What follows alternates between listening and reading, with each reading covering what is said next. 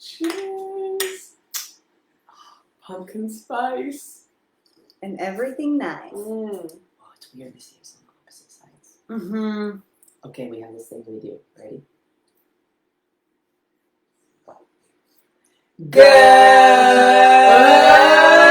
Good morning! I like it. So we this- just roped you into that. She had no idea we were going to do that. No. I like that. All right. Happy This is fun. Friday. Welcome to the show. Thank you for joining us. As you know, or may see, this is a little bit different of an episode as we are doing our interview live in person. Woo, woo! And today we have with us a very special guest. You're a gypsy queen, That's right. soon to be acupuncturist, Yes. all the way from Calgary, Canada. So all y'all Canadians. 4 times CrossFit Games athlete. 4 times, right? Yep. Yep. 14, times. 15, 16, 17. Yeah. Ooh, consecutive too. Bam. Consistencies. Yes. That's right. Emily Abbott. Emily Abbott. Welcome. High five. High It is five. really weird seeing myself on the opposite side. Yeah. I'm going to look at the green dot. Yeah, Not to the green the dot. screen. Yeah. Okay. Yeah, thanks for having me, ladies. This is so cool. So you guys, let's show Emily some real ENS love. Drop some hearts. Say welcome. Tell her where you're all from. Where are you representing? Before we get this party started, man, I feel like we're gonna get today's conversation is gonna be intertwined. We're gonna talk about so many things. It's gonna be so exciting. What a cool community. And they're a little bit delayed behind what we say. Okay. So keep that in mind. Okay, cool. And for those of you guys listening, also this is our first time doing this on the computer. We normally do it on the phone. We used to do it on the computer when nobody knew and nobody watched. Yes. And so how many people are watching now, do you think? Right now there's 38. There's currently 38. Oh, that's awesome. So we got, where are you guys from? We got Colorado, Fort Collins, Prairieville, Louisiana. Wow. Coastal North Carolina, Wisconsin. Bremen, Oklahoma, Iowa, Wow. Montana, That's very close to Iowa. where I'm from. Is it Good really? eyesight. Yeah. Nova Scotia, here are the Canadians. Nova There they Scotia, are. oh my god. Winnipeg, There they are. Maryland. Scotia. Maritimer. Every time I hear Nova Scotia, I think about the smoked salmon. Oh. Smoked salmon. I don't And know we've got why. other things too, but yeah, that's nice. Ohio, St. Louis, Missouri. That's awesome. Lafayette. What is IA? Iowa? No, Louisiana. Oceanside, California. Oceanside. Montreal, Canada. Montreal. I love it. No way, Montreal. Ohio. All right. Let's Wow, let's all get over. Scoot over this way. Scoot over this way. There we go. There we There's go. too Wow, many, okay. there's too many There's- traps in this vicinity. Now there's holy shit! Look at your arms. Amazing. Wait till Wow. you take off your sweatshirt. Man, I might just have to. A little bit. Okay. Who wants to see an arm wrestle between Sarit and Emily? Yeah. Sarit's like, not me. Working out later is gonna be very interesting What- because you guys, I'm gonna just be finishing my warm up when you guys finish your workout.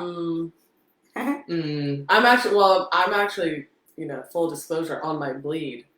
So. Oh, I'm about to be. Yeah. The flow has come visited. Dude, full moon. It is. It's heavy. And she's yeah. still going to kick our asses. No. Do you feel like around the time of the month though, especially with lifts, that your lifts are not as heavy as they normally are? Oh. Or is that a personal thing for You me? are just I don't even know how to answer that question because my whole philosophy on menstruation and working with our physiology has changed. So Ooh. I don't lift when I'm on my blade. Wow. Yeah. But I'm also not training for Right. a high level I competition. like how you say it, when I'm on my bleed. Yeah. When I'm on my bleed. How would you Ladies. say? So my moon time. That's what I like to call it too.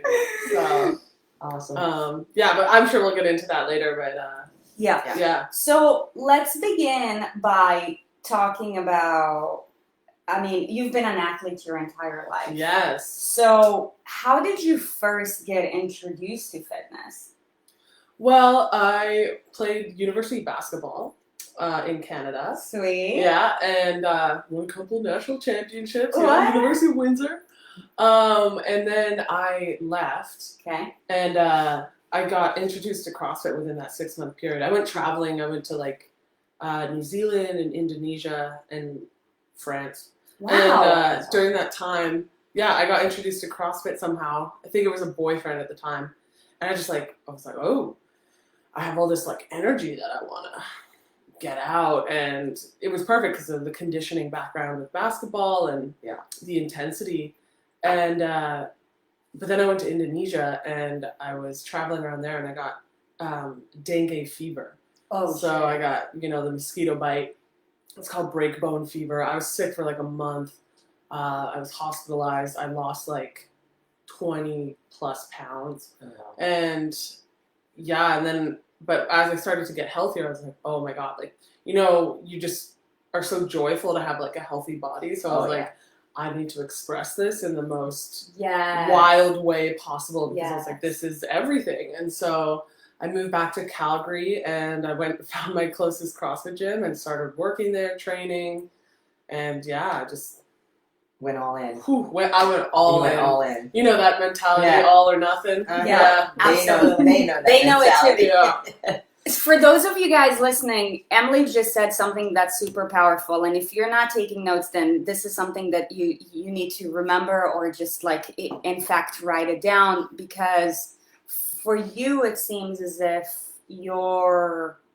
because of the adversity of the dengue fever. Mm-hmm. When you started doing CrossFit, you used the term like as a celebration. Like it was like a form of celebration and expression for your body. So like apply that to your life and think about like, what is my intention for working out? So now, how old are you now, and how old were you when you... Can I say something before we get to this question? Because that's really important, because a lot of people will work out to make up for something that they ate, rather than as celebratory fitness of like, I have the ability to do this. I'm capable. It's amazing that my machine serves me in this way, and taking that perspective when you go to do your fitness, rather than it being, I have to do this thing. Okay. Yeah, it's absolutely. It's like, it's a form of self-expression. Mm-hmm. And it's one way to express yourself. I wouldn't say it's the only way, right? Yes. Yeah, we all know, like, and it doesn't have to be so. And what I'm learning with this, like, all in or nothing mentality is that it doesn't have to be that way either, right? It's like, it can be such a flow, and, and as women, we are these, like, cyclical creatures. Mm-hmm. And so I'm really learning how to flow with my physiology, instead of always like battering my head against it, which is what I did. And it was like making me absolutely miserable and disconnected. Sure. Because as I got deeper into the CrossFit game, I started CrossFit when I was like 25. And I'm 31 now. Okay. And as I got deeper and deeper, it became less about joy and more about winning, and more of that scarcity. I was operating from a scarcity mentality. Like, I have to, get leaner. I have to be more of an endurance athlete, because the sport was shifting. And it was like, I need more sponsorship. I need more this. I need to perform, blah, blah, blah. And it was like all of these very, the story was not helpful, and it was not healthy. And now it's cool, because after, getting Spartan kicked in the chest out of CrossFit, which was the most painful, but also the most incredible experience of my life. Because sometimes when bad shit happens to us, we have no idea what's on the other side, but we have to get squeezed through this like birthing canal of life, of like pain. Birthing canal of life. And once we get to the other side, we can't even fathom what we're going to feel like, or what life is going to look like. But, as I kind of lost my train of thought there. But I just like, it's an incredible experience to to be where I am now and look back. And that's what's so trippy about life, is that it's lived forwards but only understood backwards. Oh my gosh. That's not me, that's Heidegger. Golden nugget. Philosopher. Who is that? Heidegger. He's a Danish philosopher. Life is only lived forward. Yes. But thought about or looked at backwards. Toasty That's here, crazy. I'm not gonna take my sweatshirt off. Take it I'm off. just gonna be over here. It got all toasty all of a sudden. Yes. I know, I So- yeah. Okay, so for you, just a quick recap for anybody who's joining us. Fitness was a form of self-expression. You started it when you were 25. Currently, you're 31. Mm-hmm. And wow, then this completely relates with the question I'm about to ask you. So did you, when you very first started, was competing in the CrossFit Games a goal then? Like, were you like, okay, I'm starting CrossFit, I'm going to be a CrossFit Games athlete? 100%. That was my goal too. Yeah. Mine turned out different. Mine too. And mine turned out very different. Yeah. So, okay, looking back at your athletic career then, so you started at 25, and did you make it to the games within the first year? I did. Yeah, it was crazy because I was You just guys like, see For that? those of you who don't understand CrossFit, the CrossFit Games is like the Olympics of CrossFit. mm-hmm. So to make it to the Olympics for this sport, It's like, imagine in your first year. year of swimming, you're like, I'm going to compete next to Michael Phelps. yeah, Yeah, and that's what it was like my Right. first year. Like, I was always, the sport was growing. I was in Canada. I was in a weaker region, but I was just super strong. but you were still Northwest. It became a really strong region. it did. Yeah, and That's where I was. oh, okay. You look I was so totally familiar. competing against you. Yeah. Well, I also worked for Compex and I worked for Exeter. Oh, okay. I was at a lot of events. Yeah. And then friends with Carlene Matthews and Oh. Margot. So I was around. Yeah. Maybe a familiar face. Yes, absolutely. Okay, cool. Not those blonde streaks. Yeah. And It you was used to all have red. that lip thing. Mhm. Yeah. Which would totally make the difference in why you wouldn't Yeah. recognize me. I know I The had lip a ring. lip thing too. Yeah. Okay. Weird. So, okay, you started competing the first year. Yeah. Take us through that journey. Like, for one, because a lot of people who have an all-in mentality, I know that if you're watching this right now, you're all in. And if you're all in, then please drop a comment so that we can see who you are. But sometimes I feel like, especially in the athletic community, of any kind, because most of the times the role models are the athletes, people who just want to be better think that their lifestyle is an athlete's lifestyle, which is completely different. Like, training for longevity and for weight loss looking badass is completely different than training for performance. Oh yeah. And what they do is they look at social media and they Right. say, Yes. oh, Emily looks like that. I want to look like Emily. I'm going to do whatever I see her post on social media. Yeah. And it's completely out of context Mm-hmm. with misunderstanding about like how your full life is actually lived to achieve that. Yes, and honestly, like, even throughout that process. So yeah, what athletes? What Process. are they? Yeah. Yes. Canadian. Process. Process. Sorry. Even what are athletes good at? Like, I was good at following a program. I was good at someone telling me what to do. But what I lacked, and what I think general population can really like adhere to, is understanding like your body and how it feels. What's the sensation going on? How do you feel that day? How are you going to approach your fitness that day? And it's going to always be in a constant state of changing. And Right.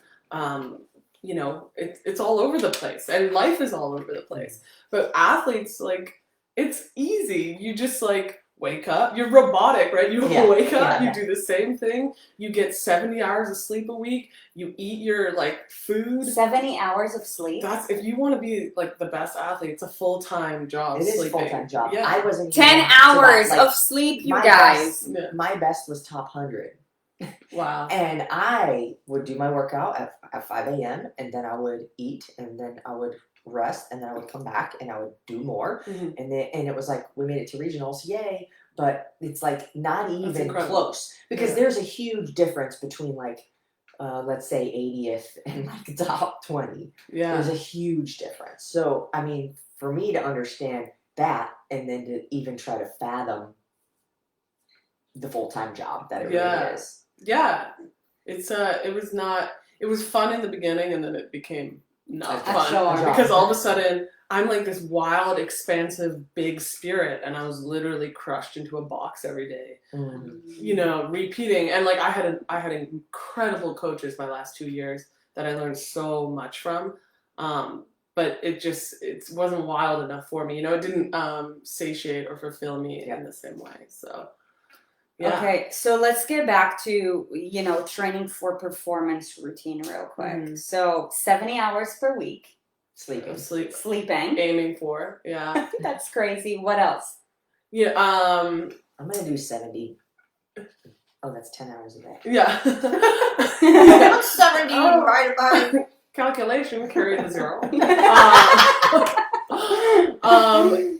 Man, yeah, and eating a ton, and then resting a ton, making sure basically your life, mitigating any stress points, and yeah, it's very robotic, it's very mechanical, regimented.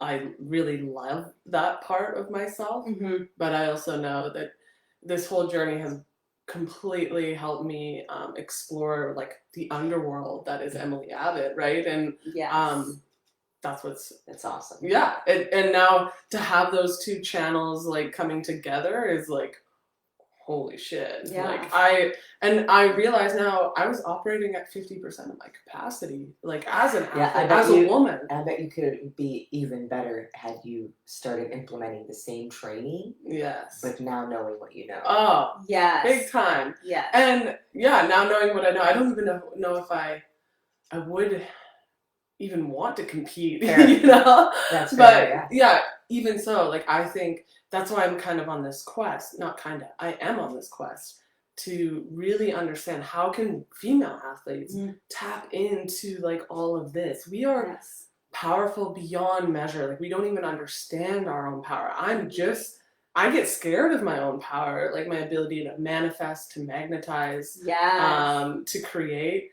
and also then paired with this very more of like the masculine channel of the drive, the achievement, the go get it, the wake up and let's get after it. Yeah, sure. It's incredible. And so, yeah, knowing what I know now is that you don't have to be mechanical. You can, if you come from a place of love always and drop all story, and fitness is a great catalyst for that. It's a great way in. For sure. Yes. So let's fast forward to 2017. We can go as deep into it as honestly you feel comfortable. But I'm going to ask you questions basically to help the audience get away the importance of having a good attitude.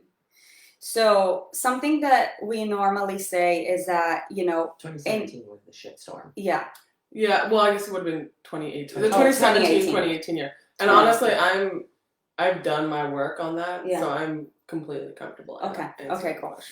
So, in life, something that we always say is that, bad things happen to good people. But so 2018 was the year, I think, I remember we went to watch the regionals in Del Mar, and we saw you, and like, was that the year you and Brooke like stormed into the finish like right at the end? Brooke was like shitting the bed. Like nobody was even touching her. It was one event. Who cares? Okay, I don't know. Moving on. But like, I remember how like you were just like so incredible, and I mean you always have been, but in 2018 you won regionals. You got your spot to go to the games. So basically, like, she got invited to, compete in the Olympics, like the highest tier of CrossFit, because which would have been the 5th year. Yeah. 5th year, and you've earned it. Like, you did all the hard work. Like, how many events did you even win out of that weekend? Like, half of them? Yeah, I think 5 out of the 7 or something like that. Yeah, way more than Which is I just killed it. Yeah, which is just dominating. Yeah, I was on fire, and man, I had trained so beautifully up to that point. Like, I was doing less. I was going hard twice a week, and that was running. I would run on the beach and do like these interval threshold trainings and getting my like heart rate up to like 190 and trying to maintain that, and just it was disgusting. So much hard work, you know, and really just a refinement of everything else. And I think the highest I've ever gotten my heart rate ever is like 191, and I was deaf. Yeah. And then I couldn't do it again. Yeah, it's so scary. Yeah, I took everything to like.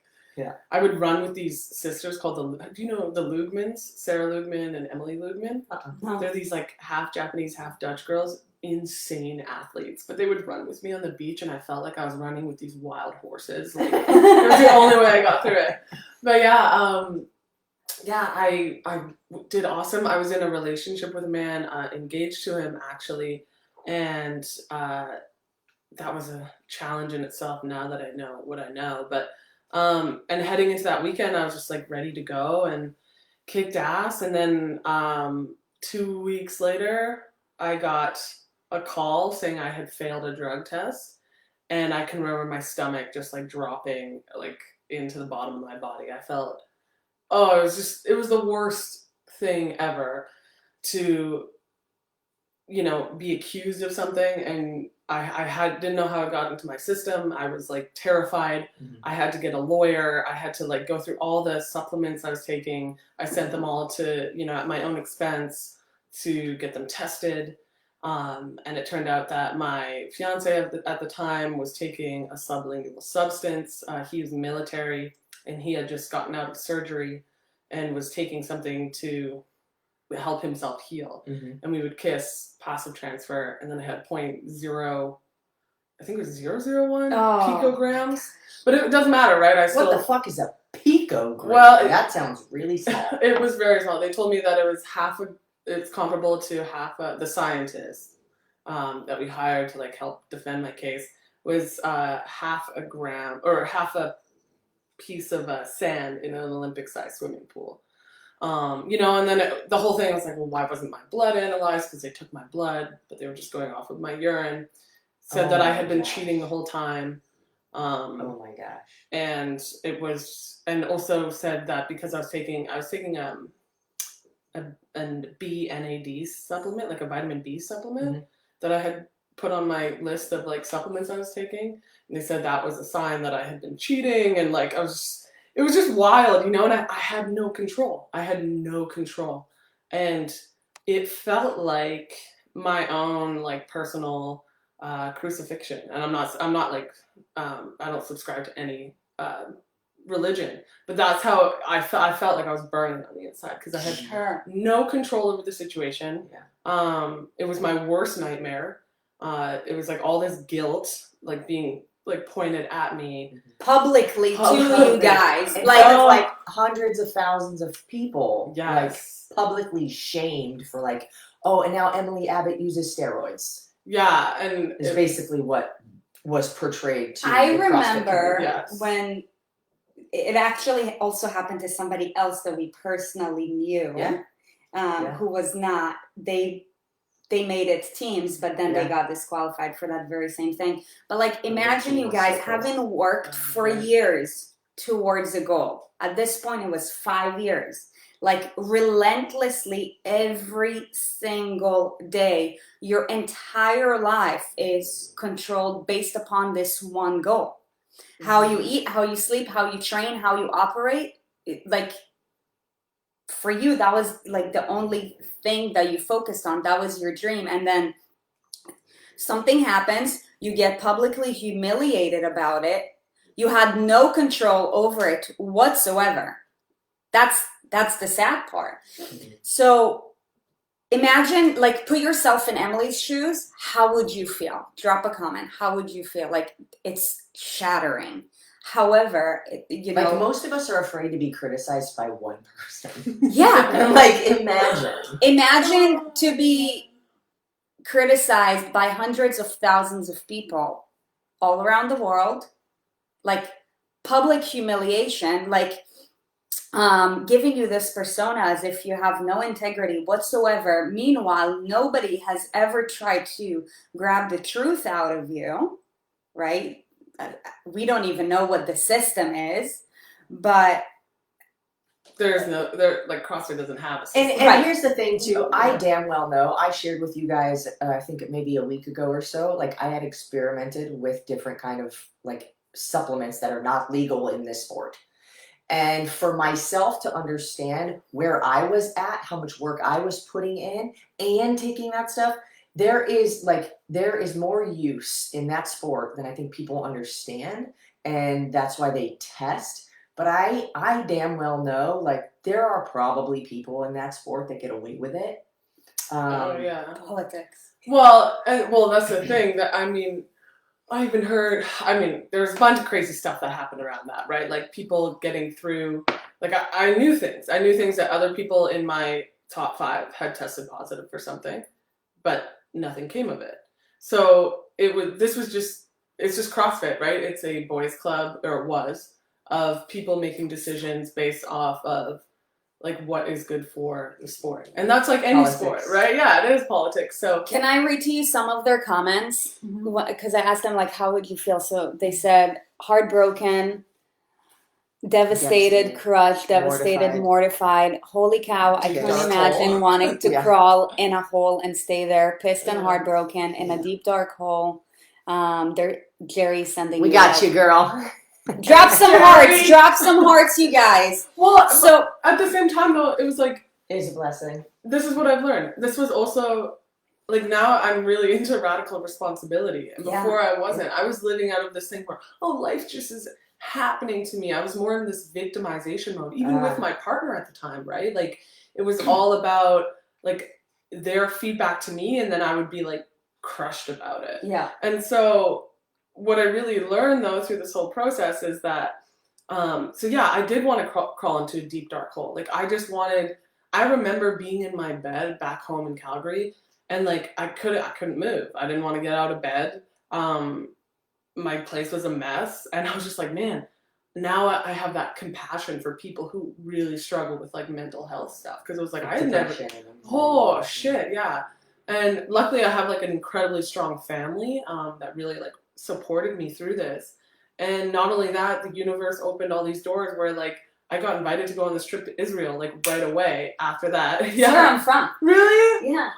Oh god. Let's talk about it in just a Yeah, I love Israel. I actually had been there before for basketball, but Cool. going back, and you know, I got pulled onto all these trips, and then I went around. I literally went around the world right after that CrossFit situation. So that was really a healing and painful time. But yeah, like ultimately, it was my responsibility. Yeah, could CrossFit have handled it better? Was it messed up on their end? Absolutely. Yeah. However, like I said, this is life. Like we fall into like, that was literally what I feared most. Like, man, I would hate to be publicly shamed, and then like, man, that must be so hard. And then it happened. And you were talking about your power of manifestation and how you were performing from a scarcity position too. So it is no surprise, I guess, to any of us. Yeah. That's like, well, you get what you focus on. Absolutely. You get what you focus on. Yes. And furthermore, I remember even in that last year, because I was becoming more disillusioned, my body was giving me feedback that this wasn't my path anymore.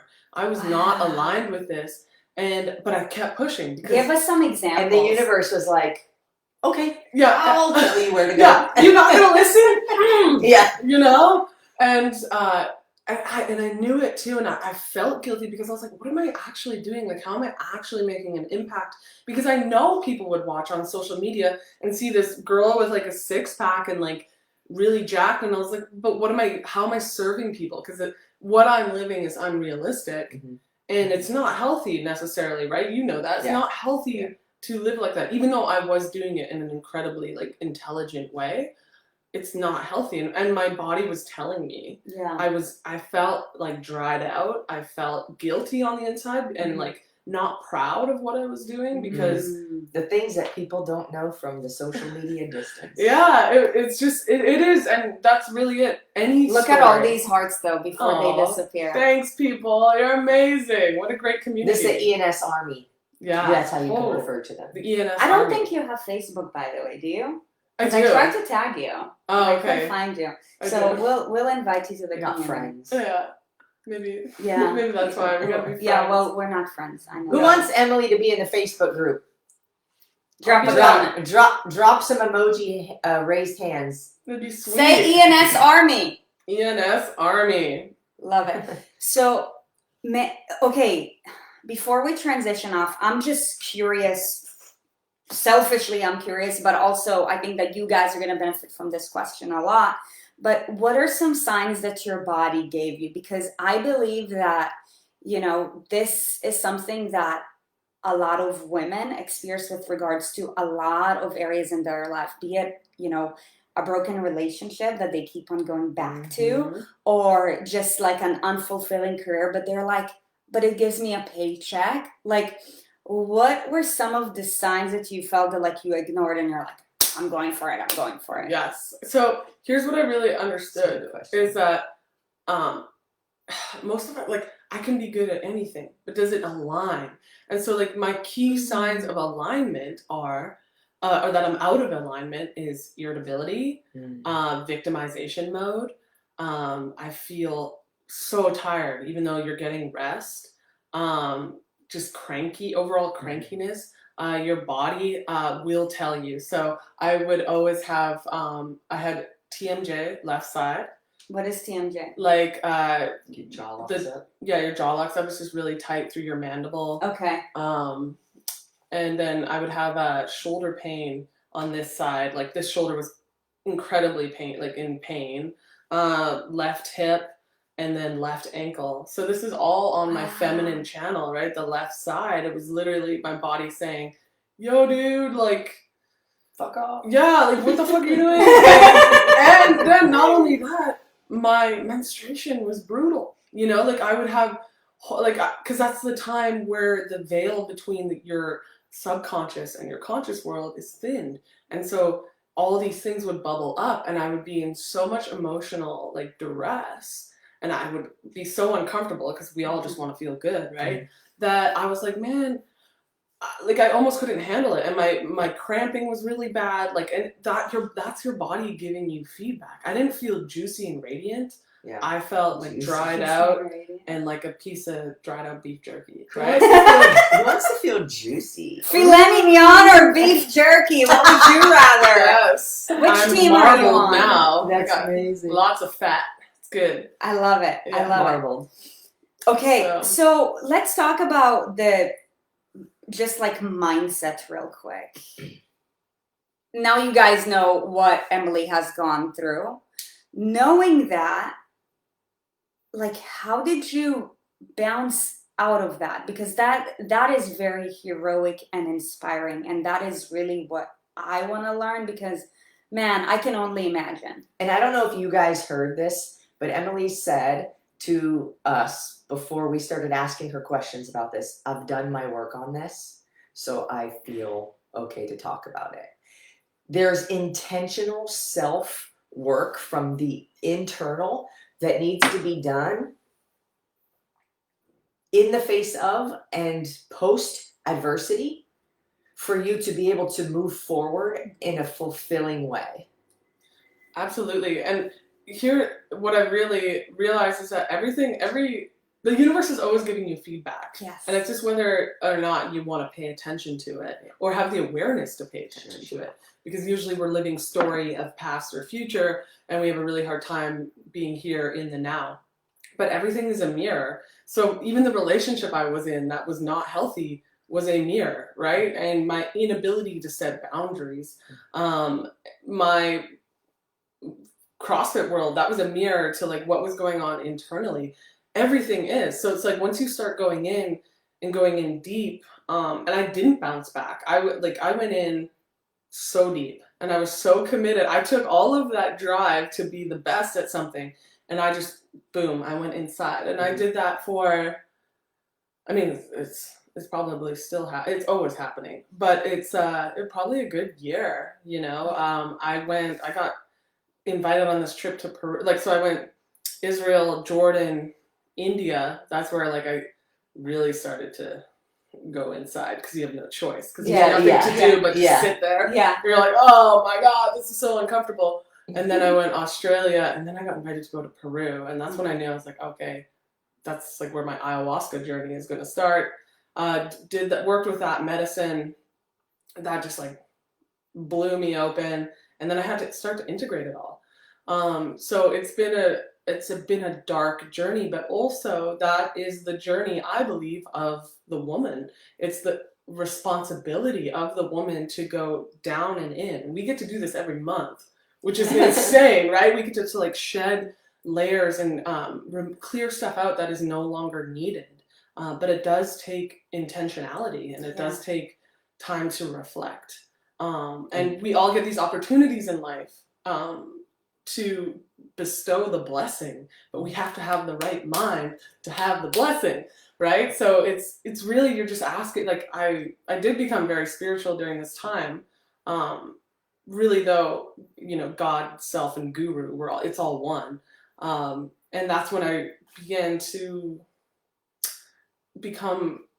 live not here, but in my pussy and in my heart. So it completely changed everything. And that is how, you know, I was in Joshua Tree a couple weeks ago, and it's like the vision I had is like, from our deepest, darkest pain, like whatever it is you have, that is where your gift is. That is where the gold comes from, right? That is where and that is how you're going to help humanity in this plane, in this time.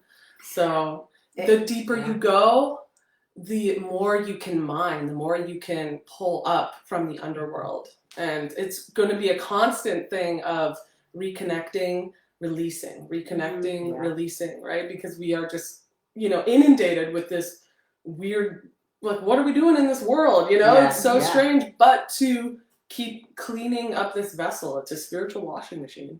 I love Spiritual washing machine. I love it. Everybody wants gold, but most people are not willing to keep digging after they've started and have failed several times. Yeah. And I think that's what you're saying too, is like, it's a constant work. You have to keep digging, and you have to keep digging. And there was another thing that you said too. Oh, nothing that you explained in overcoming had anything to do with you being comfortable. Oh God. And so that's the other thing, is like, that we say all the time, is like, none of the blessings, like none of the amazing things that happen are like oopsie by accident. Like, you have to be willing to get uncomfortable and do the work and dig and find the treasure and find the gold and be open-minded. Yeah. Something that we say a lot is, let your mess become your message. And I know from my own personal journey, I mean, for me, this is how the mission started, is that we're on a mission to transform the lives of millions through the same movement, nutrition, and lifestyle habits that have transformed ours. And, you know, from my past with disordered eating patterns, that was just like awful, awful, awful. I tell you guys this all the time, like, if I can, so can you. Like, if you'd see me right now, you would never believe that I used to struggle. But I struggled for years and years and years. And then, you know, almost having lost my dad because of a health condition, you know, had made me have a come to Jesus moments. And what I want to get at is that, looking back at life, it seems as if the most tragic event of your life was the biggest gift and blessing that you could ask for, because it completely shifted you from being this, like you called yourself, like boxed person, to like, this is me, this is my higher power. And I truly believe that each and every one of you guys are capable of cultivating that. We all have it within us. But I think the reason why and I say this all the time, in society, anxiety and depression is so high, is because we're just misaligned. Is because in order for you to, you know, get down to the root of the problem and create your highest self, you have to be courageous enough to dig, and that shit is painful, and that shit is lonely, and there's nothing in the moment, there's nothing positive about the experience because it's painful and it's hard and nobody wants to get through it, especially like 21st century. Like everybody's just like so wrapped up in their busyness that no, like you have to give yourself time. And you know, something that Oprah says all the time, and you guys heard me say that before, is that one of the most powerful things that you can give yourself is time. Because time allows you to feel all the feels like shit when you're going through it, right? Like it's not warm and fuzzy. Like I bet that you probably had a few months where you didn't even want to get out of bed. Well, yeah. I went and like walked, like when I was traveling, I just walked by myself for miles. Yeah. You know, it was kind of more of like a pilgrimage and like walking myself back to myself. And it was that's epic. Yeah. And where are you going, Emily? To find myself. Exactly. You must be lost to get found. Yes, you do. But also though, it's what you're talking about too, really on like a macrocosmic level, is pulling yourself out of the illusion.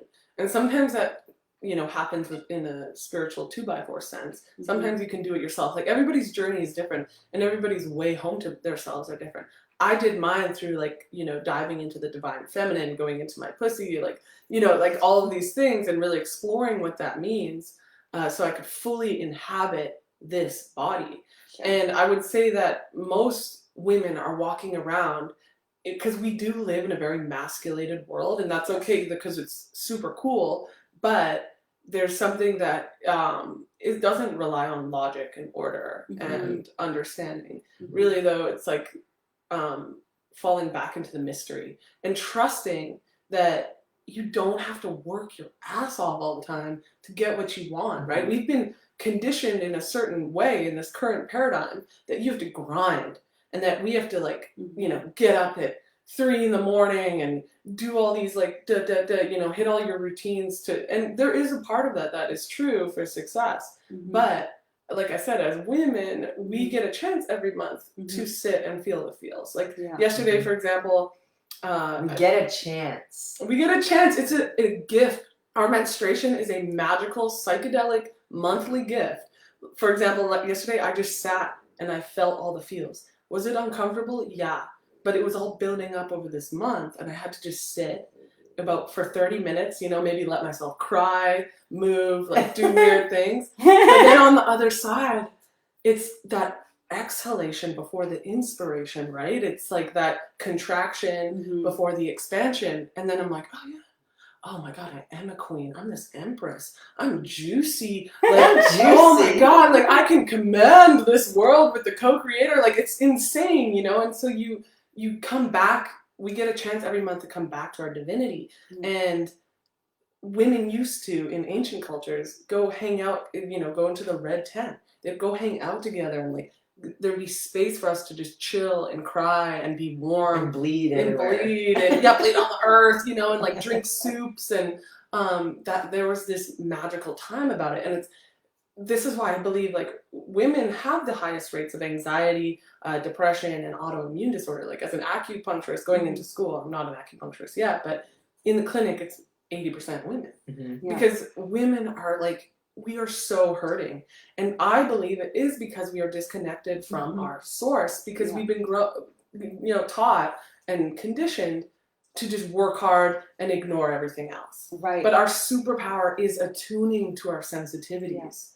And that may mean that it doesn't look like the rest of society. And that's what's really hard. We're kind of like going against the grain. Yeah. So let's talk about, you know, like your journey of healing. You've mentioned a word that I found to be... Can I go back to something that she said real quick? Yes, Sorry. I'm just going to write some notes. Because I want to like close the train. Yeah, but you were talking about like You don't have to grind all the time, Mm-hmm. right? And almost sometimes that's counterproductive. Absolutely. And so I know I'm thinking about Sarit and I, and everything that somebody says, I'm like, how can I apply this? What can I learn from this? And I'm like, we wake up at 4 a.m. every day and we work really hard, but also at the same time, I feel so ridiculously fulfilled in that. Mm-hmm. So I think that there is, and then you were like, yeah, there's a certain degree that you need to have success, because we'll tell our community too, like, you have to be willing to put in the work. Absolutely. It's not effortless, but it doesn't mean that you have to be miserable grinding. Absolutely. Yeah? And your body will give you feedback. Like, I'm the same, like, I wake up in the middle of the night and I'm like, God, I can't wait for the day to start because I want to do all my magic. However, there will come a point where my body starts to give me feedback, where it's like, hey, like, okay, I'm starting to get irritated. I'm starting to lose patience. Scale it back. Yeah, so that's when I'm like, okay, this is Emily's time. I'm going to go within and really experience what it is to not think about my life, but just to be. And the being is uncomfortable because you have to this is why a lot of us don't want to do it, because we have to get through the feels that you were talking about. That pain kind of bubbles up. Yeah. If we have the tools to be able to work through that, then on the other side, boom, the universe rushes in because you've cleared out all the crap, right? So then, nature abhors a vacuum. Universe comes rushing in. Oh, okay, now I have the passion to go after and create and magnetize and manipulate my life how I want it, right? And imagine if you do that on a monthly basis, rather than letting things build up and plaque just gather and stack on itself for years and years and years and years. Then the work that you have to do becomes agonizing, but it still has to be done. So I want to get to like the whole femininity concept in just a little bit, but I was just thinking about something. So normally when most of our people get on their journey, this is the first time that they are learning how to feel, how to experience things, and how to be. Is it any wonder why most women, because they don't know how to feel and they don't give themselves the time to intentionally feel and, think their thoughts and just be authentically themselves, why they have all these cravings and they act like bitches and, just the monster comes out because they're like, I have all these feelings. I'm not used to feeling this way because I never give myself the time. So I'm going to treat myself like an asshole. Yeah. So external validation. How can I? Yes. Everything in life is literally you running away from sensation in your body. So if you get good at just sitting with the sensation that you're trying to avoid, it doesn't take very long. It may at the start. But then you get really good at just bouncing back, clearing it out. And then you're just like, you're not afraid of the feeling. It's the sensation, right? If we weren't supposed to feel emotions, we wouldn't have them. If we weren't supposed to cry, we wouldn't have tears. Yeah. If we weren't supposed to be anxious, we wouldn't, that wouldn't exist. That emotion and those chemicals wouldn't exist. Absolutely. So be okay with it. And that's where I think women, because of the mother wounding and the father wounding that we've all experienced, we really get into this state. And I know right in my luteal phase, which is when my hormones are building up progesterone and estrogen, I get into this phase of I should be feeling better. I should be working harder. I should look like that. All of the stories, they're always going to come up. So for me, there's always going to be, I think for most women, body image. Oh yeah. I still, I'll sit in the mirror sometimes, I won't say the best things to myself. And this bitch has abs when she's sitting down drinking coffee. I don't know if you saw it, but I did. But guess what? It doesn't matter. I was the leanest and most ripped. Yes. But I was spiritually devoid. So it doesn't matter how good you look if you don't work on this. Yeah. It will always be something. But that's what spirituality is about. And that's what doing inner work is about, is that we just are spiraling around on this 360 loop. You keep coming across the same issues, the same people, the same feelings. Yeah. But then you just get a little bit better at oh yeah. Oh, this is just a story. My brain is saying that my body isn't good enough, because I've been conditioned. Somebody planted a weed in that garden long ago. So then I'm like, okay, I observe it. And now I can start spiraling upwards, right? It takes awareness. It takes awareness. It's like the earth, the sun, and the moon, like it's like the earth and the moon revolving around the sun. The yin and the yang. Yes. By the way, when I said, when I said this bitch, like I meant it with love. I call you guys bitches all the time. I call them bitches all the time. It's a term of endearment, the way you say it. Yes. I felt basically. Okay, good. I just want to put it out there. It's the energy that comes with the word bitch. Yes. It's a difference of saying, right, hey, bitch, versus like this bitch. And it's the same, it's reclaiming the word, like even pussy.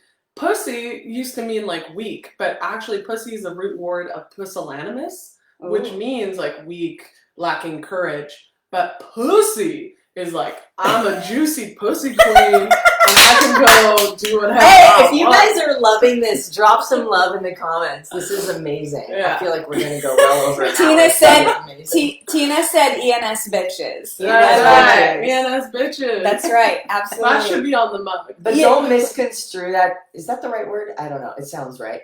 That to mean that you guys are our bitches. No. Because that is absolutely not the case for the record.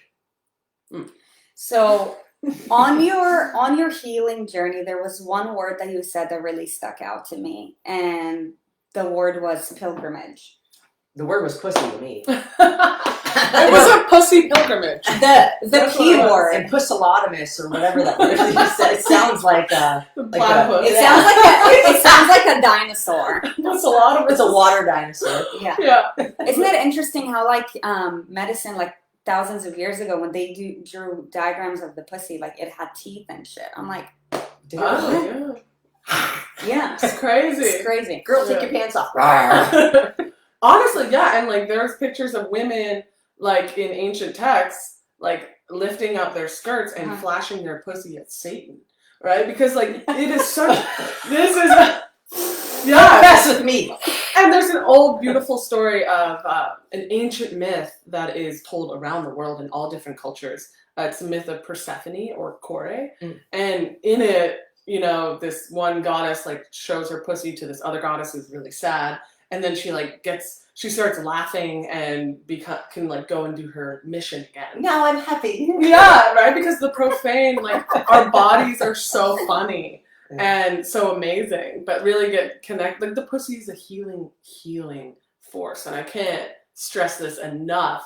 If you scroll through her, we were dying one night. We were looking at your Instagram, and we were dying. We were dying because it's so just like forwardly like real, but also funny, like comical at the same time. We were dying. You have to look at what your Instagram is. Emily Abbott. Emily Ann Abbott. Emily Ann Abbott. Somebody took on Instagram. Yeah. So nobody took Erin and Sarit. I mean, it's pretty. Sarit's a different name. Yeah. That's what happens And when you're a foreigner. One Yeah. An American chick and an Israeli. You don't get with an and in the middle. Right. Yeah. Right. They walk into a gym. Chaos ensues. So pilgrimage. Mm-hmm. On your healing journey, let's talk about the power of meeting people that you've never met before and how their energies and, their stories and histories has helped you to, energize you to seek within and to, shift into this new identity. Mm-hmm. Like, who did I meet? Did you find that on your way, the people that you met has helped you with your healing journey? Oh, yeah. Like even anything that I'm saying now comes from the wisdom of older people. And, I have quite a few mentors and of course, reading books. And I went to an ashram in India and I met all kinds of people who were going through incredible pain, that you just go to India because you're like, I don't even fucking know anymore. And all else fails, go to India. Yeah, seriously, and then you just realize like that's a whole new planet, actually, India. But I can't even, that's a great question because it's even just I'm going back through like the hard drive, exploring all the people that I met and who changed my life, and also understanding that it doesn't matter like what happens in life. Like I have this indomitable spirit, and we all do. Like every single one of us has it. There's spirit in everything, and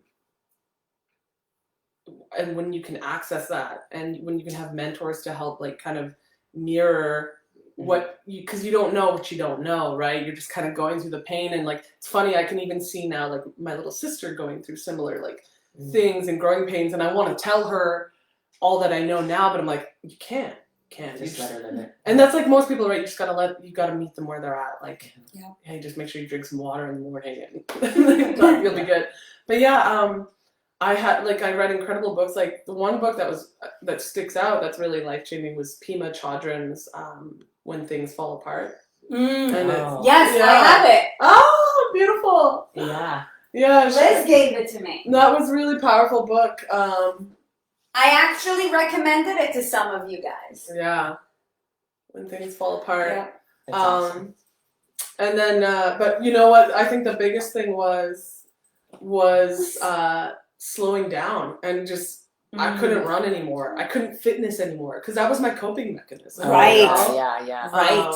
And if or anybody out there who's dealt with an injury, when you can't do the thing that takes your mind off of the sensation that you don't want to feel, you are forced to look at that brick wall, and you have a choice. You can either dismantle it one by one, or just keep sitting on the other side of the brick wall. And some people, that's where they're at, right? Everyone's on a different journey.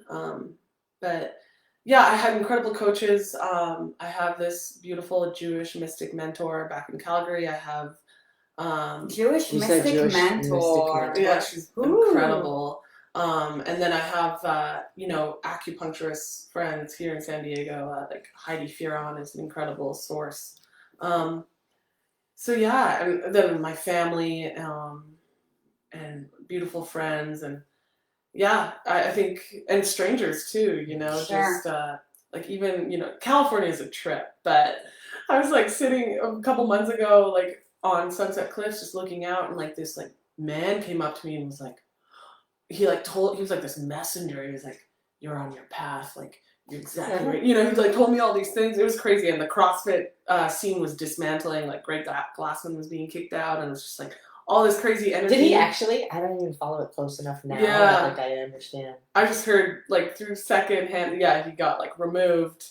Well, and I'm not surprised. Yeah, and then a new but still, it's just like. It's been a wild ride for sure. Daisy said, is anybody else picturing a Care Bear with pussy power on its belly? The rainbows shooting out? I think oh my God, I'm going to make that. I think when we go to GrowthCon, we shouldn't even talk. We just need to take our pants off. We need to wear dresses and just shake it. Absolutely. Let that stage spin around, and we're just going to What's GrowthCon? Have you ever heard of Grant Cardone? No. He's one of our mentors, and he's incredible. And you should read one of his books, the 10X Rule. We'll send it to you. Yeah. Cool. I think you'll accept it differently now than you would have several years ago. Okay. But like he's like finance, investing, and business guru. And he runs it's called the Growth Conference, and it's very much like networking and business, like the biggest networking event. Okay. And it's really cool, but our goal is to speak on a stage. Hell yeah. We've been manifesting it. Yeah. There was 12,000 people there last year when we went. Wow. So that would be and this year too. Yeah. So I can so see it. Ladies, magical. The reason why I was asking you that is because you guys, like, people in your life come for a reason, a season, or a lifetime. And the reason why you're here right now and you're a part of this community, like, that is your pilgrimage. Like, that's a part of it. And, my opinion is that this is why this community is so positive, because you guys are in here for your healing journey. And, women say, like, they want to lose weight. Yeah, I get it. But something that I say all the time is that nutrition is not your problem. It's a manifestation of a bigger problem that you haven't dealt with for a long time. Mhm. And, the reason why you guys are crushing it, it's because you're healing from the inside. Mm. And when you are healing, your body becomes more aligned. Your body wants to feel good. Your body doesn't want to be sick. Your body wants to look good because guess what? Like, we've evolved to survive and to adapt. And we're only going to adapt to be better unless we, keep on treating ourselves like shit. I mean, the fact that people are like morbidly obese and like are alive, meanwhile, like their organs are suffocating is beyond me. Like, man, your body is such an incredible machine. It's like, a testament to how strong and so and resilient your body is. So resilient. I just saw your car in the driveway and I was like, who's here? Oh, And I realized then Bobby McGee. Yes, you have a name too. I want to see the inside of it. I know it's Absolutely. padded with like what's that kind of carpet called? That's like Shag carpet on the inside with some Good couches idea. and a table. It's super basic, but that's Bobby. I totally agree, and I think like even now because my body has been changing because I don't train as much and I listen to her. Mhm. She's my mistress. Yes. But I always think like so I do have like I've got a big ass and I got big legs but I feel so juicy, and I always go back to that word because it like beauty and feeling good is such an inside job. And when you come across someone who's like at the beach with like a bigger booty, but they're just like in a little thong bikini and they're just like, yeah, I got like not giving a shit. Yeah, I got cellular and I got like some like chunk, but I am a fucking queen, right? Like there's nothing hotter than that. Like and It's you're just like, confidence. It's confidence, right? And that is you're not gonna get it from this perfect body because believe me, I was there. I had this like I was like 10% body fat and like ripped and like at the peak of my career, and I didn't feel I gotta go deep in as how I felt like now. Like I feel like completely different and so much more in love with who I am and myself. I'm aware of like that self-talk of like what am I actually saying to myself on the inside, because I catch myself saying like really mean ththings. So I always now think like, how would I treat my most beloved friend? I would be like, oh God, Emily, it's okay. Yes. You got out of integrity a little bit. Let's get back in line. Oh, I love you. Like it's okay, This is so powerful. And also, I think that a lot of women seek. Did you start your Instagram over? Well, my other Instagram got deleted. Because of whatever? It got hacked and deleted.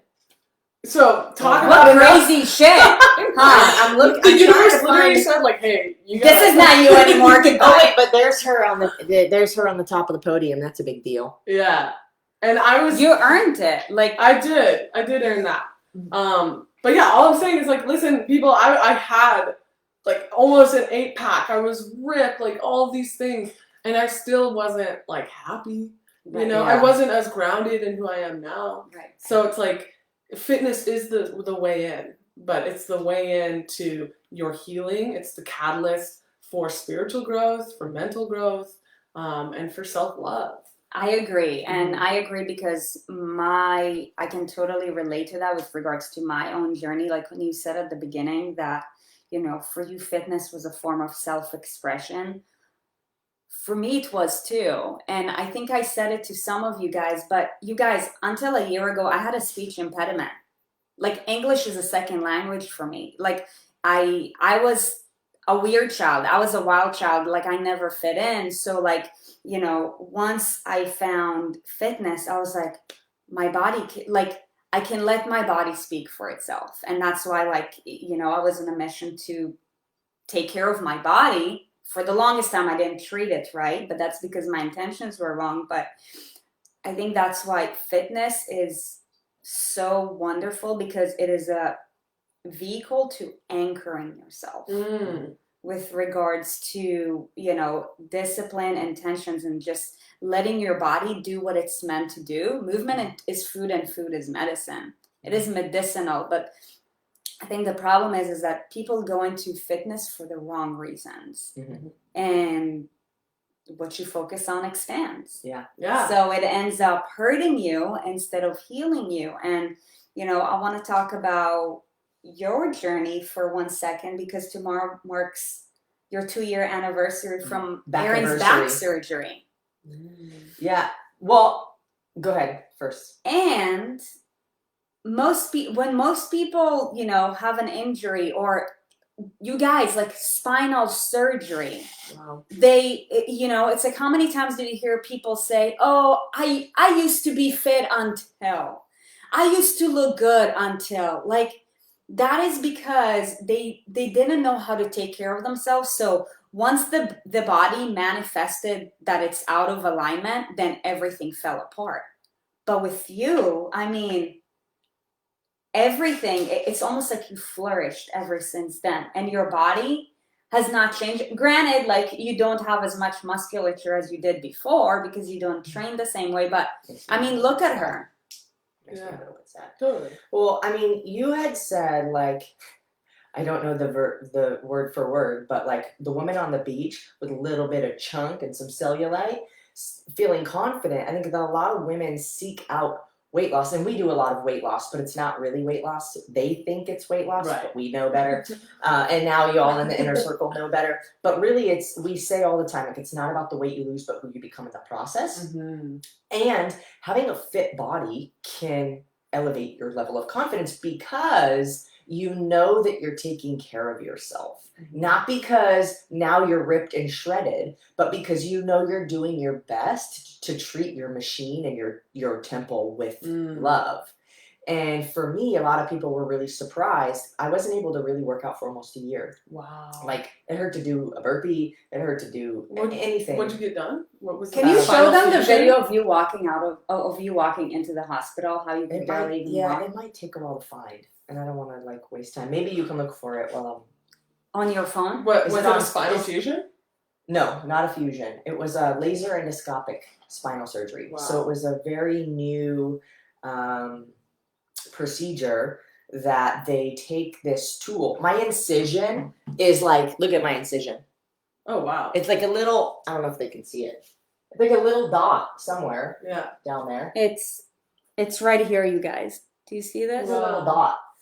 And I walked out of the hospital the same day that I had the procedure. Wow. It was a 1 day, and I was limping for months and months, excruciating pain in my glute because my nerve was blocked. Is that L4? L4, L5. Yeah. And it was protruding and pinching the nerve off. So they basically told me, if you don't have surgery at this point, you are going to lose the control of your left leg. Okay. And I was like, well, that's not an option. So similar to you, I went through this experience that was like, wow, now I feel like I've lost a piece of me, kind of, because I'm an athlete and now I'm unable to do what I was able to do. And I think that the most I've squatted in the last year is probably like 95 pounds. But for me, it's really more like people were so surprised, like, oh my God, like, you look so great, like expecting me to gain weight because I was unable to work out because I had surgery. And I was like, it's not how it has to be when you have good habits. Right. My body has changed because, like you, I'm not lifting as much. I'm not, when your muscles are not under that kind of stress, they don't stick around, right? And so the only reason that makes me sad is because I know the more muscle you have, the longer as a female, like, you can live, because we start to break down. Right. But really my goal is just to keep my booty, because nobody wants a pancake. I don't want a pancake, but like, but the point of that is, like, no matter what, for me, my thought was, the all or nothing thing, it doesn't happen. Like, this is okay, what's happening right now. And I was like literally smoking weed every day because I just didn't want to feel. I didn't want to feel it. It was so, it might make me emotional, but it was like, there's this piece of me that I feel is gone because I'm an athlete. And how many athletes do we have in the house that, like, something happens or you get injured and you feel like, oh, now what's my purpose? Because that was everything. And the goal is, like, life evolves.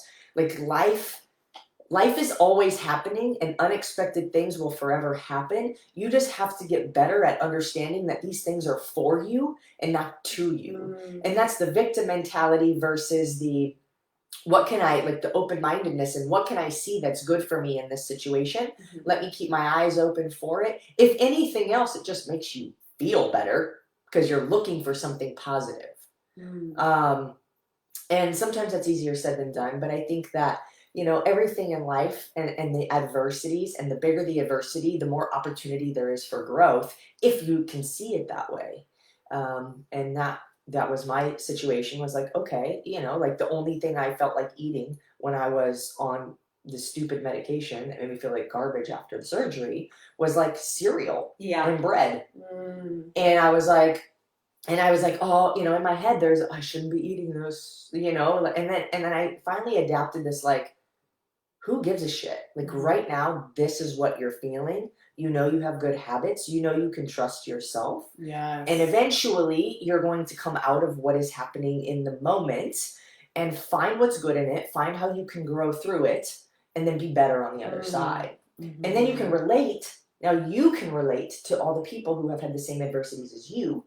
And that makes you a more well-rounded individual and more of an effective piece of society. Absolutely, because, and I love what you said, because it's like that was a process of learning how to trust yourself. That even, like, because so many of us walk around, like, especially on social media, like, oh, this person gets it, or nobody knows what the fuck's going on. All right, I'm just gonna tell you. And most people who look happy on social media are probably not happy. Yeah, or they are for, you know, that you're not seeing the whole picture. They're happy when you're liking their photo. Yeah, we're all addicted, right? Yeah. We all get this dopamine hit from it all, right? Sure. But that is the coolest thing about this, is that it's all about coming home to yourself, right? I think Ram Dass said it, like, we're all just walking each other home, right? And so and home is here. It's here. And saying to yourself, like, hey, I can eat some cereal and I can love myself through this. And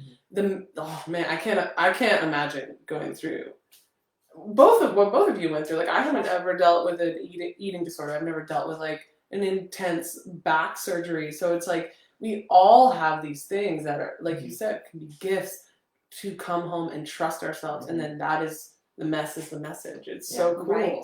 It's so rad. It's gonna keep happening. How much alignment is there here, guys? Oh my gosh!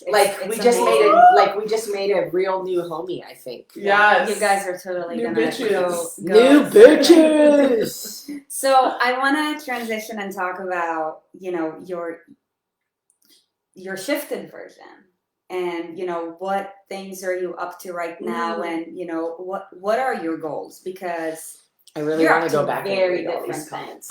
Yes. You're gonna have to be in the page, because I really want to like address people, but I feel like I don't want to take away from the rhythm. So I'm gonna go back through this today, and I'm gonna read everything that you guys have to say, and I want you to be in the group so you can go and see how everybody loves you. Absolutely. So I just wanted to say with Stacy, I was like, yes, I always had a purpose for working out, and when I no longer had those, it was so hard to find the desire to do it when I could be doing other stuff. Not really sure what you mean about other stuff, but it's like, find play again. Like, the purposelessness is where I really have found joy. And that means I go with whatever I feel. So me and my girl Azima down at Ocean Beach, we set up like a slack line in the park, some parallettes. I have like I want to try a slack line. We do. You guys gotta go. I swear I'm not drunk. And like, we do fire dart dancing, we do like primal movement, like, and I put my hair in braids, and I'm literally like this little girl again, and I'm like running around the park like la la la la la. And it's freeing. It's so freeing, because like even fitness can be very linear, right? We're like moving very linear, but getting back to just what brought you joy as a little girl, like, what did you do? And then go explore that. And it doesn't have to be like reps. And that's what my friend Azina's really taught me. Like, why are we just doing things for reps all the time? Like, can't we just like... Why do we have to do it as fast as possible? Yeah. Like, can we just like go with the flow? Totally. And like, so picking up new activities and things that I still trust me, like I'm coming from a rep and speed kind of thing and like moving perfectly. It doesn't have to be that way. Like explore purposelessness because there's a lot of magic there. And I love that. yeah. But what am I doing now? Oh my God. I'm so stoked about it. I am doing, so I really got into pussy weightlifting. Okay, what is that? Oh God. Oh, it's so dude, I saw cool. your little chair thing, and I was like, "What kind of hippie shit is that? What is she doing?" Well, I found that at a swap meet, but that's just because like I'm in class all day and I want to have good posture. But pussy weightlifting is like I got really into yoni nicks, and the things that you like put up there and you just yeah, yeah. So I really got interested in my pelvic bowl because I was so disconnected from it for a really long time. And just like our traps get tight or our cervical neck, so does our there's muscles in there. Yeah, right. There's a whole host of muscles, Sure. and so we want to actually have, especially for weightlifting, we want to have this dynamic pussy. Like peeing during double unders, that's not normal. Yeah. Having painful sex, not normal. Having painful periods, not normal. It's just been normalized. So normalized. Yes. So, because again, we have grown up in this very masculated paradigm. There's nothing wrong. Well, there's things wrong with it, but it's cool. But we also have to understand in the quest to become these badass women, we cannot forget about our beautiful nature of like being a woman. What makes us a woman? Yeah. Like, the thing that makes us a woman. Exactly. So it's like, how can I tap into this? And there's incredible power there. But yeah, so we want to have this really dynamic pussy, something that can contract and also relax, right? Because then you're going to also have more innervation, more blood flow.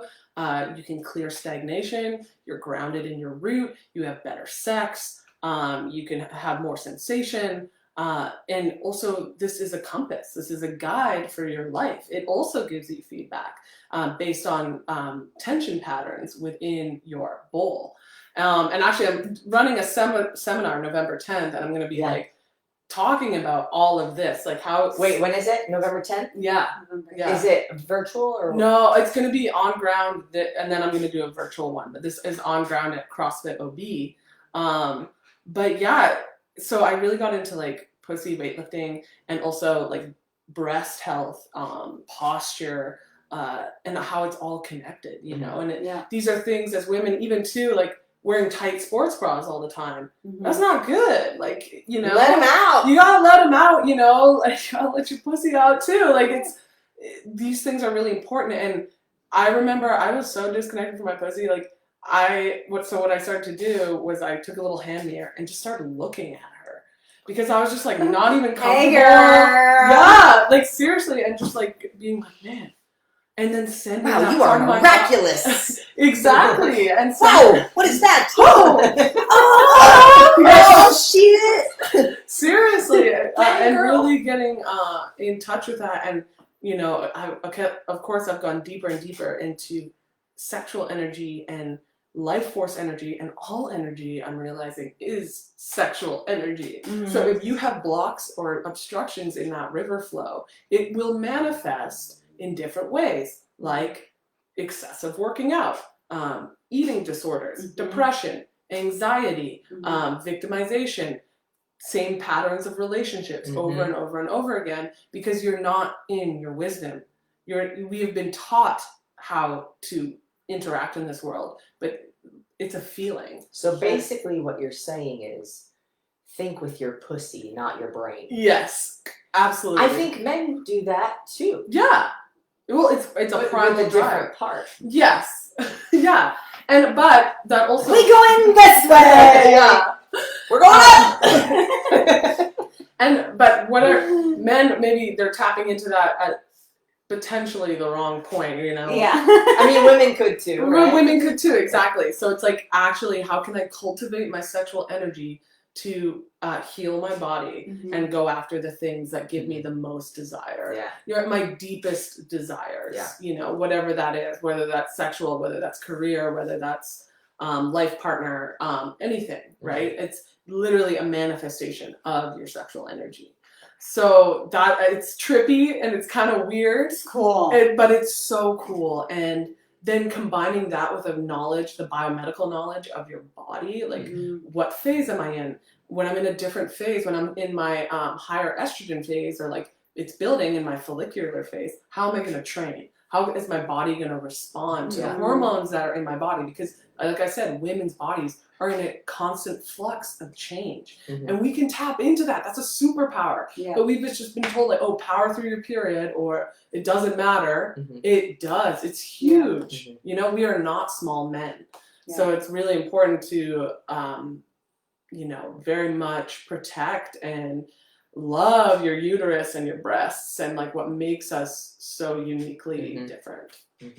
I love it. Our own species. And then also I'm getting my doctorate in acupuncture, which it's such a complimentary medicine. We're going to be your clients. Absolutely. Can you be my guinea pigs too? Yeah. Yeah, Okay, you cool. can put a shit in my forehead. Yeah. Yin Tong. Yeah. I love it. So Pretty much, I know how to do it. You do that. Right? Yeah. Well, I just looked on YouTube too. YouTube certified acupuncturist. Thank you. Exactly. what are you doing? I watched the video with the most views. Yeah. It must be credible. We've all been there, done that. Yeah. So for anybody who's, I mean, if you're watching, you're on your healing journey, whether you've realized it or not, you are. Everybody can hear Boogie. Yeah. There's a bear in there. Boogie is too. Yeah. And he loves healing into his pussy power. Yes. That's why he's so Totally. happy all the time. He Yeah. is the pussy Well, bear. yeah. I mean, dogs like lick their crotches every day. Yes. Puts his face in Zoe's Hey, if you thing. could, would you? Absolutely. I already knew the answer. I think I just wanted to bring some spice. I'll explore whatever. Yeah. Oh my gosh. That's So, why I do yoga. ooh, So I can get down there. Get closer. downward dog. Source. Downward dog. I can really connect. But for anybody who's on their healing journey, if you know, you can maybe take us through like some how-tos. Like I'm sure that, you know, you guys probably had some aha moments, at least one. But, you know, like where do they go from here? Like where do they start? Just like sitting in a room, like how did you, like what was the first thing that you had to do when you know, looking back through your transition to like heal yourself? The biggest thing was, you know, I'm really good at going. Like yang energy, right? That outward, expansive, take action energy. I had, you know, I like to think of it as like two triangles and the vertexes meet like right here, you know, at your hara, your life center. You know, I could go this way, you know, we're the intellectual brain. It's out there. Like we get it. We understand how to like succeed. Really, we do. And our bodies want that, right? Sure. But we don't understand the underworld, right? Like going this way, which is the softness, the openness, receptiveness, being in states of receivership, doing nothing, just being. And so the biggest thing for me that kind of just, I had to let all that dust settle, and that's like meditation, was when I was at that ashram in India. As soon as I got there, like there was nothing to do, you know, I just like, and I went up to another girl from England, and I was like, hey, like, am I supposed to be like doing something? And she's like, this is your first time here, huh? And I was like, yeah. And she was like, you're supposed to just do nothing. And I was like, Imagine what? that. How many people would be like, what does that mean? Yeah, I know. I have so many actually, things to do. I did. I asked her, like, I was like, what do you do? And she's like, well, I look at like the Ganges, you know, then I like lay in bed for a while, and you know, then I meditate, and then I like walk around, and like nothing. Like you just sit there. You're you're doing everything. And that's when all of a sudden it's like woof, like life just is like it hits you, and you're like you drop into the present moment, and that is so beyond like any psychedelic experience I've had. Is just like being completely present, and everything looks more vibrant, and it's also painful because you realize that there's no story. Right. There's only this moment, this now. There's nowhere to be. There's nothing to do. And, you know, that's what some of the great like Zen Buddhists of all time say, like the totality of being a human is so overwhelming. Yes. It is so insanely overwhelming. When And you to get it. understand this vessel is so insanely overwhelming. Mm-hmm. So sit still, do nothing, and the grass will grow next spring. I love it. So, you know, So you good. don't really have to So do good. much. You just know that in like, especially in Taoism philosophy, like sit still, do nothing, and everything will happen. Yeah. Mhm. You don't really necessarily need to find a guru. You don't need to go find. It's all here. It's all here. Yeah. It's just, are you willing to sit with that? Mhm. Right. And then there's the opposite end of the spectrum where it's like, if you just do nothing forever, like even a good thing can be done too much, because then if you are not being productive towards a goal, then we lack, I would say, a fulfillment, because we're understanding where we're at, we're gaining understanding of our power, and we're present and we're in the moment. But if you literally just sat and did nothing forever, you would just actually do nothing forever. And I don't know, because I can only sit for so long. Yeah. But like to understand that, like, you have to do this to get this. So you have to be present. You have to understand who you are and what kind of a powerful being you are in, and then go take what you're passionate about, what fulfills you, what drives you, and then put in the effort, knowing that you had done the work. So there's a harmony between the two. Absolutely. And however, I would even, to be devil's advocate here, like in Sure. India, there's these babas, these spiritual babas that just, they have Massive. beards, beard. and they're just like, have like a little loincloth, and they just like sit on the side of the road and like they meditate and pray all day, and like people just give them food. They do nothing because ultimately, again, this is just an illusion, right? This is a spiritual washing machine, and you can make it whatever you want. And Sure. but I love what you said, is that you must sit with what is, so that you understand what drives you. You understand where your passion comes from. It's not somebody else's externally, programmed and boxed version of what it should be. Because like I said, everyone's just shooting in the dark. Nobody really knows what this is all about. Yeah. Right? Yeah. So you have to make it. You can create whatever you want. Yeah. And that's And you know what? To what you said, like I say all the time, everybody just wants to have joy and be happy.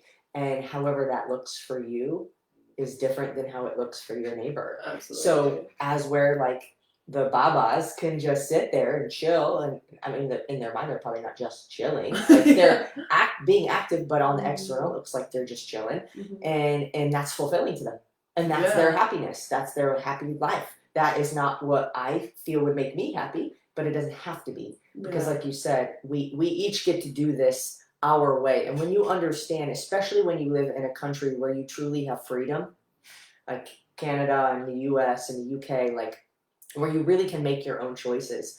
It's what fulfills me. How can I sit with myself and figure that out, and then pursue if that's what I need to do. And it's also then with our choices, like, are they your actual choices? And that's why you're getting clear on like that compass. Because, the power of suggestion is so powerful. And then also like your paradigm, like what you have to be really careful, because your consciousness can be programmed even by the music you listen to, the words you say to yourself, the words you say to others. Because in the beginning there was the word, and the word was law, right? So the things you say, you have to be so careful. Like we are spell casters. So instead of saying, I need to do this, when I get into states of need, that neediness, that's when I know, okay, it's time to go yin. It's time to get clear on who and what I am about, and what will make me more me. The truest expression of me, not for anybody else. And that's hard. It's like, once you start getting the messages, can you heed and honor those messages? And choice versus decision. Because I think by we all have a choice means we all can make the decisions, right? But we're all persuaded, or not persuaded, but influenced. And This is really, like, I hope that you guys are getting a ton out of this. I feel like I'm benefiting equally. Yeah. Just by seeing other people's perspective on the elements of life is, when you have an open mind, is so transformative. And adds just little pieces, right? Like things that you say, it's like add little nuggets. I'm like, I never thought about that. I've never heard it said that way. And so we can all grow, and that is the amazing synergy that is here. And hanging out with, you're with life affirming people, and understanding that when you connect back to yourself, you are this incredibly sovereign being. You are sovereign in your health. There's nothing to fear, because that's all story that's been placed on us. Yes. And you are free and have dominion over your body, and your mind and your love, and where you channel that energy. Nobody else gets to decide that but you, because this is your journey. And how exciting is that you have all of that power? It's all yours. You are the Pussy Care Bear. That's right. Ooh. Shine your rainbow. Boom! Episode over. That was awesome. Okay, so we are gonna definitely invite you to this community, but for anybody who, let's say, wants to get in touch with you, where can they find you? Go to Instagram, Emily Ann Abbott, A-N-N Abbott. Hey, Tammy or Lauren or Ashley, if you guys are in the room, can you drop that in the comments? Emily Ann Abbott. And then also I have a website, emily-abbott.com. And that's where like all of my yoni eggs are on there, like all my, I do retreats down in Mexico. Oh, that's epic. Yeah, the upcoming seminar I got going on. And then of course I'll be taking patients at some point. So yeah. We'll have to let them know when it's real. Yeah, I got a couple more years of school. So how many more? Another 2 or 3, something like that. Yeah. Wow, that's a lot of schooling. I know. Doctor, Wow. Yeah. Gotta get my 3,200 hours, Dr. Abbott. Dr. Abbott medicine. I love it. And I gotta say, like, I mean, of course, I know on a deeper level this version of you, but I love this version of you because it's just like, it's very heartfelt and it's very much in alignment. And I'm happy for you because you know what I think think when you're in a that? really good place, and that's really what I hope for everybody. Like you can feel it. It's not something that I mean, yes, you could have seen the other part of her, which I mean, of course, was very impressive. But this is you.